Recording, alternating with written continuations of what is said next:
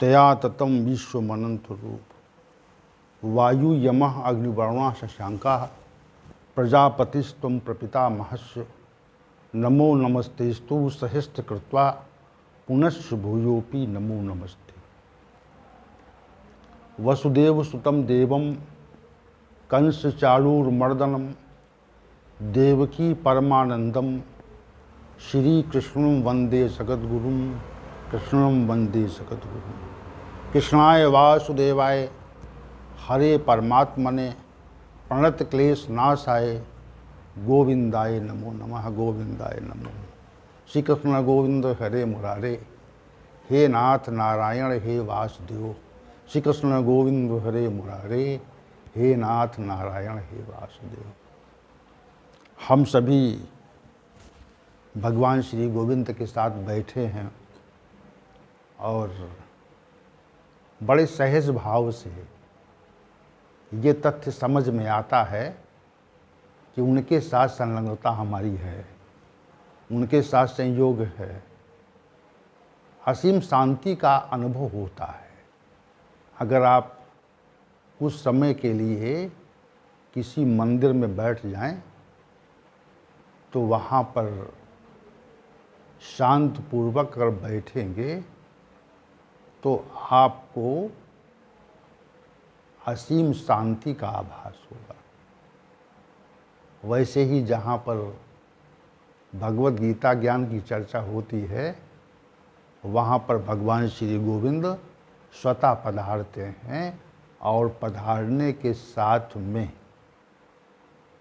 हम सभी को वो ज्ञान देते हैं जिससे हमारी बुद्धि और मन परमात्मा की ओर घूमता है। तो हम सभी आज पुनः भगवद गीता के विशेष ज्ञान सत्र में उपस्थित हैं और आज की चर्चा को हम गति देना चाहते हैं भगवान श्री गोविंद की आज्ञा से। तो कल के सत्र में इस अध्याय संख्या 15 और श्लोक संख्या 4 पर विचार हुआ था, जिसमें श्री भगवान ने कहा था हमें उस परम पद की खोज, उस परम पुरुष की खोज करनी चाहिए और उस परम पद को प्राप्त कर लेना चाहिए जिसको जा करके यहाँ इस मृत्यु लोक में पुनः वापसी नहीं होती। और इसके लिए हमें परमात्मा की शरण ग्रहण करनी चाहिए, उस परमात्मा की जिससे ये समग्र सृष्टि विस्तार से प्राप्त हुई है, विस्तार को प्राप्त हुई है। अब श्री भगवान ने आगे ये बताया कि वो कौन लोग हैं, कौन महानुभाव हैं जो उस परम पद को प्राप्त करते हैं। इस विषय को इस श्लोक संख्या 5 में श्री भगवान परिभाषित करने का प्रयास कर रहे हैं कि ऐसे कौन महानुभाव हैं जो उस परमात्मा को प्राप्त कर लेते हैं, उस परमात्मा को पा लेते हैं, उस परम पद को पा लेते हैं। चूँकि लक्षण दिए गए हैं तो लक्षण से ही साधन भी निकलता है, प्रक्रिया भी निकलती है। लक्षण तो दिए हैं लेकिन लक्षण से साधन पर भी दृष्टि जाती है कि साधन क्या हो सकता है। तो लक्षण पर कि वो महानुभाव, वो महापुरुष किस प्रकार का होगा, इस तथ्य का वर्णन श्री भगवान ने किया। परंतु ये लक्षणों का की व्याख्या जो की, उसी से हम प्रक्रिया भी पकड़ लेते हैं, साधन भी पकड़ लेते हैं। तो श्री भगवान ने श्लोक संख्या 5 में कहा निर्माण मोहा जित संग दोषा अध्यात्म नित्या विनिवृत्त कामः द्वंद्वैर विमुक्ता सुख दुख संगैर गच्छन्ते मूढ़ा पदम भयम तत्। जिन महापुरुषों का सम्मान का भाव और मोह का भाव विनिष्ट हो गया है, जिन महानुभावों ने आसक्ति रूप दोष को जीत लिया है, जिन महानुभावों की निरंतर प्रवृत्ति अध्यात्म में है और जिनके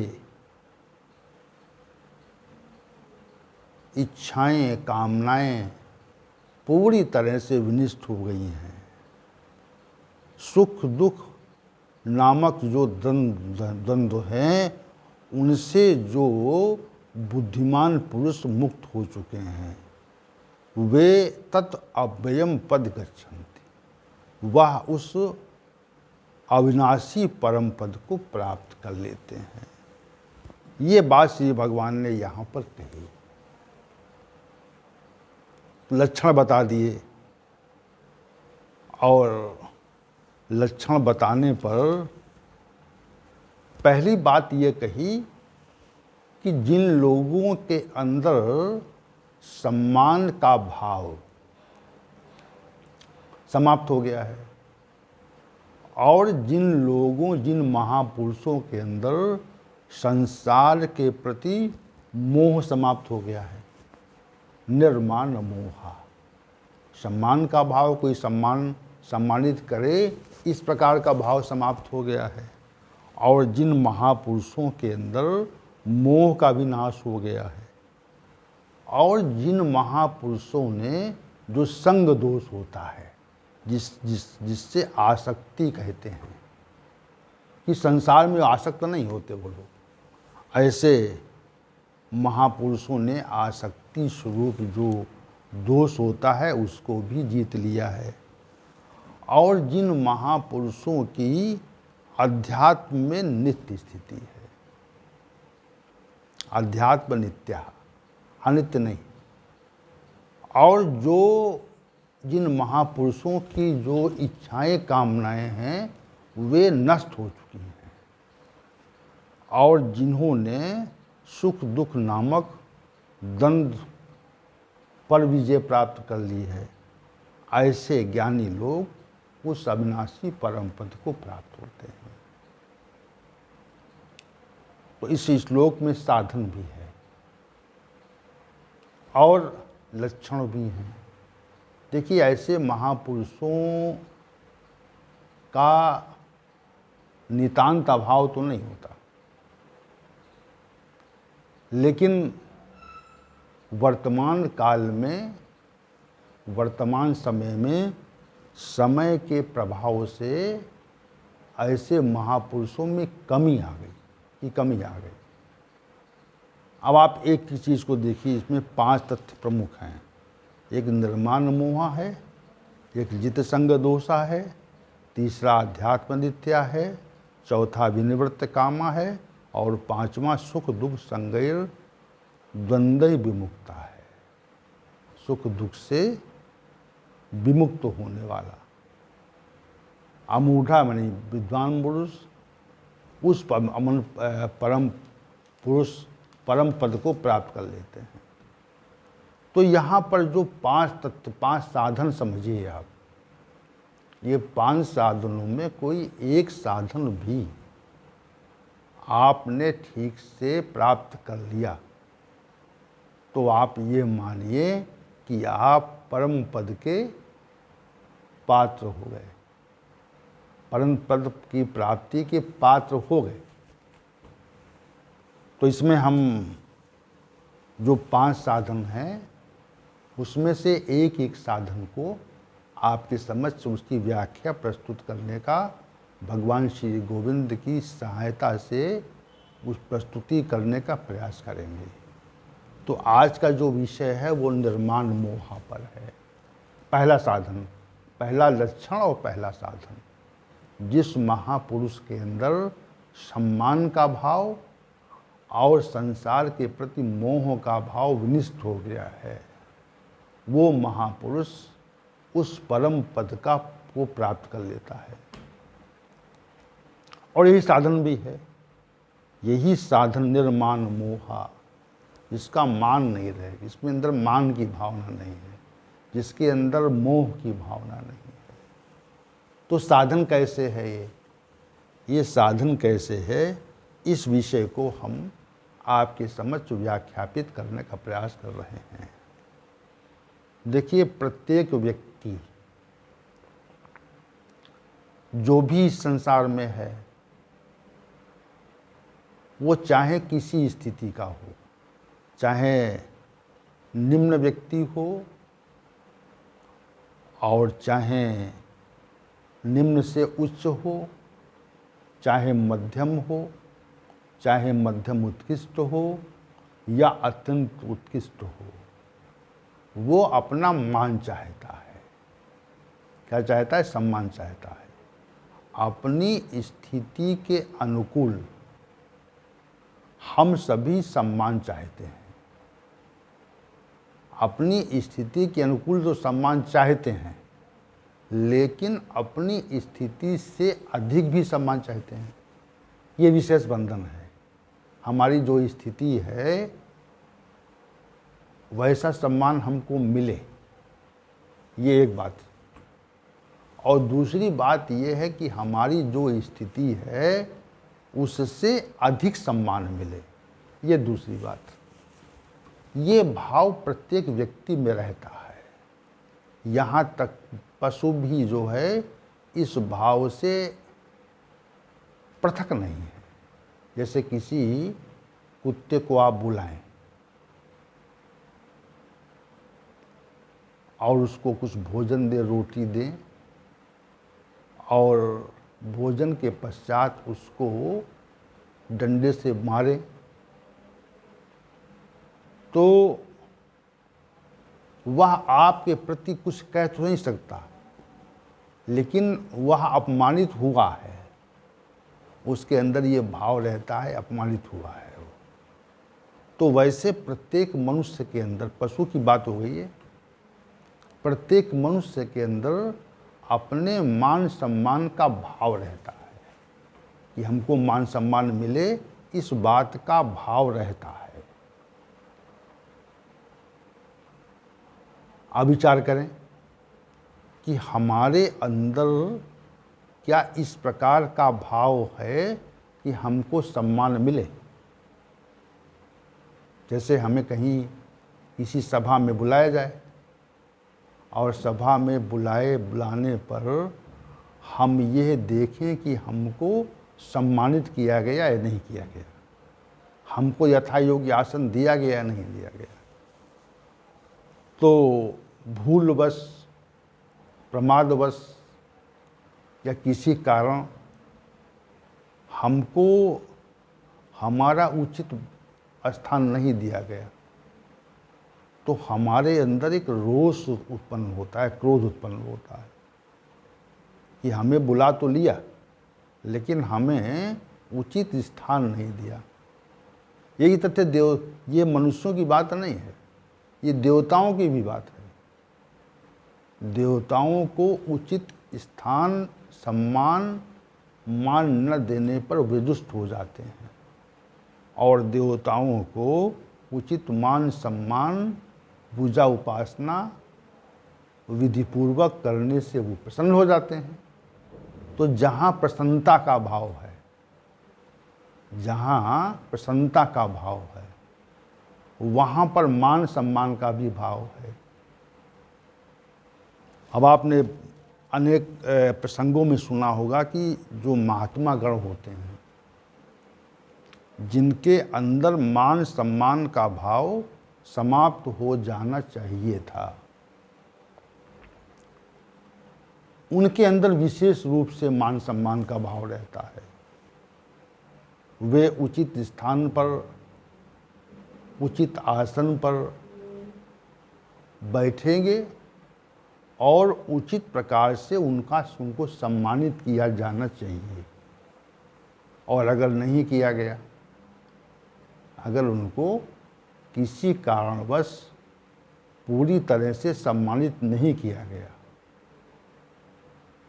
तो क्रोध प्रकट होता। उनको इसका अभिप्राय ये है कि उनके अंदर अपने मान सम्मान का भाव है। अगर न होता, अगर मान सम्मान का भाव होता नहीं, तो क्रोध न प्रकट होता। मान सम्मान का भाव होने के कारण ही उनके अंदर क्रोध प्रकट हो जाता है। उचित सम्मान न मिलने पर क्रोध की तत्काल उत्पत्ति होती,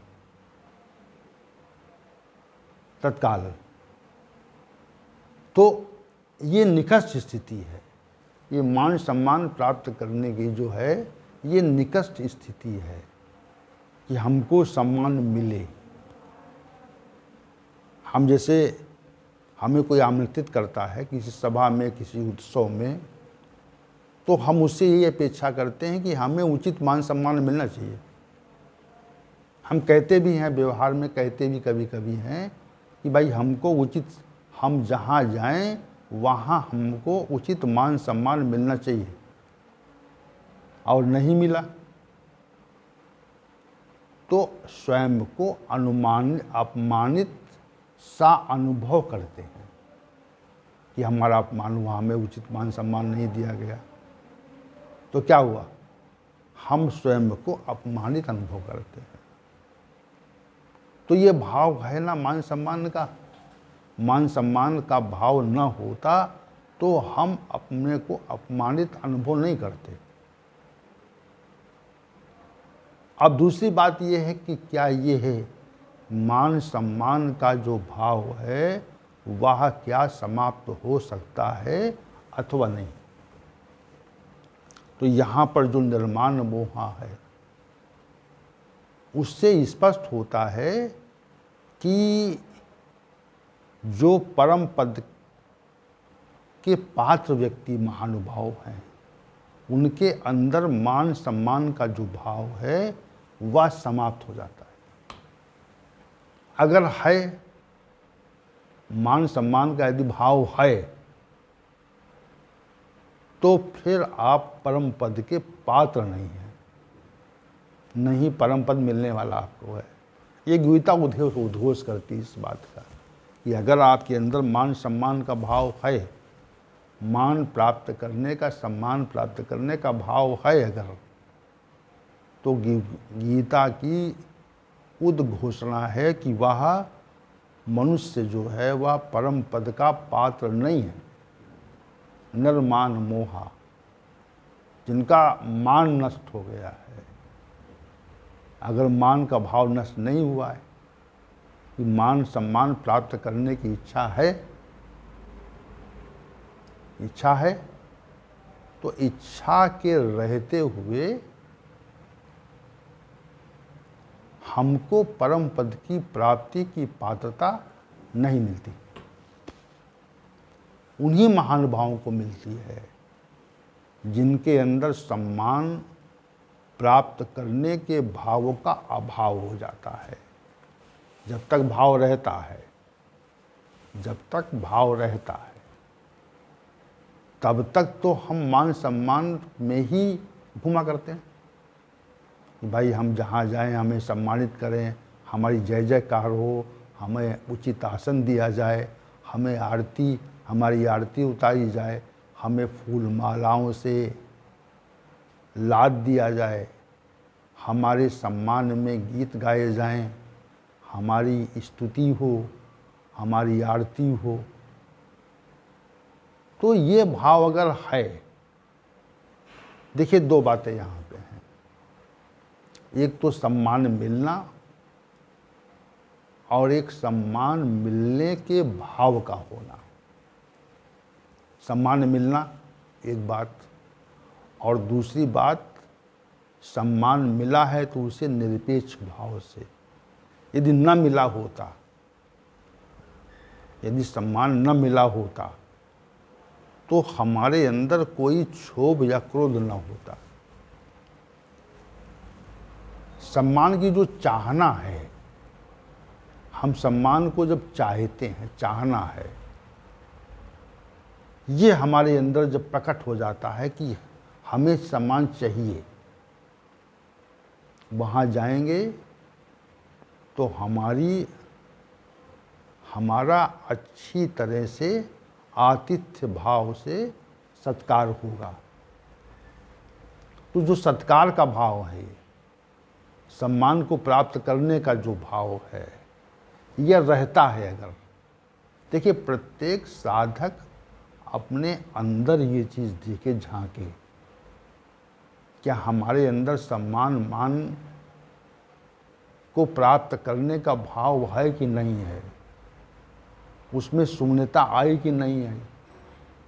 अगर शून्यता नहीं आई है तो इसका अभिप्राय ये है कि हम अभी परम पद के पात्र नहीं हैं।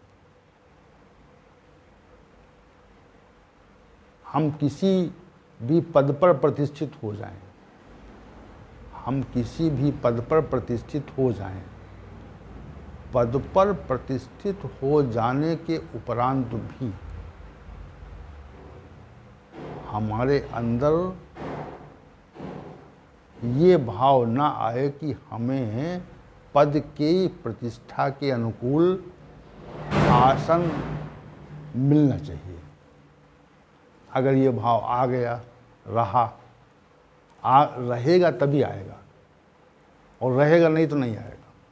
अगर भाव रहेगा तभी तो आएगा ना, और भाव अगर नहीं रहेगा तो भाव कैसे आएगा? तो अंतःकरण में जो भाव छिपा होता है, अंतःकरण में जो भाव छिपा होता है, उसके बारे में स्वयं को ज्ञान होता है, स्वयं को आभास होता है, और वह भले ही प्रकट न हो। जैसे बहुत से लोग हैं कि मान सम्मान मिला नहीं तो वो अपने उस रोष को प्रकट नहीं करते, लेकिन अंदर से रोष रहता है, अंदर से रोष रहता है, क्रोध रहता है। भले ही मुख पर मुस्कान हो, प्रसन्नता का भाव हो, लेकिन अंदर से यह भाव रहता है कि हमको उचित सम्मान नहीं मिला। तो ऐसा भाव रहने पर भी आप परम पद के पात्र नहीं हैं, जिसके लिए कहा ना निवर्तन्ति भूया, जहाँ जाकर वापसी नहीं होती, जिसके लिए श्री भगवान ये कह रहे हैं। अगर ऐसा भी भाव है, ऐसा भाव अगर है, तो इसका अभिप्राय ये है कि अभी आप परम पद के पात्र नहीं हैं, परम पद से अभी आप दूर हैं, बहुत दूर हैं। क्योंकि ये विषय जो है, ये है जो स्थिति प्राप्त करने वाली बात है, ये कठिन है, अत्यंत कठिन है।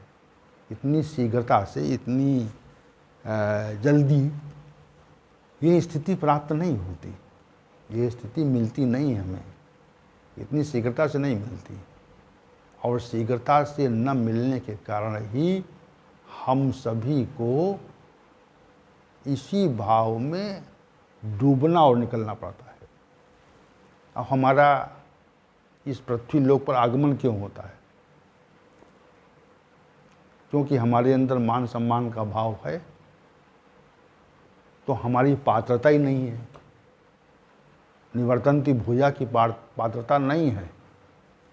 और अगर वो भाव अगर 1% भी है, शून्य नहीं हुआ है, मान सम्मान का जो भाव अगर शून्यता उसमें नहीं आई है, तो श्री भगवान का ये जो कथन है, निर्मान मोहा जित संगत, तो मान को सम्मान प्राप्त करने की, सत्कार प्राप्त करने की अगर भावना की में शून्यता नहीं आई है, भाव का अभाव नहीं हुआ है अगर, तो वहाँ तक आप ये समझिए कि हम उस परम पद के पात्र नहीं हैं। पात्रता हमने अभी विकसित नहीं कर पाई। जो व्यक्ति, लक्षण चूँकि यहाँ पे हैं, लक्षण भी है, प्रक्रिया भी है, साधन भी है, दोनों बातें हैं। तो जो भी महापुरुष अपने सम्मान के प्रति शून्यता के भाव को उपार्जित कर लेता है, शून्यता के भाव को उपार्जित कर लेता है,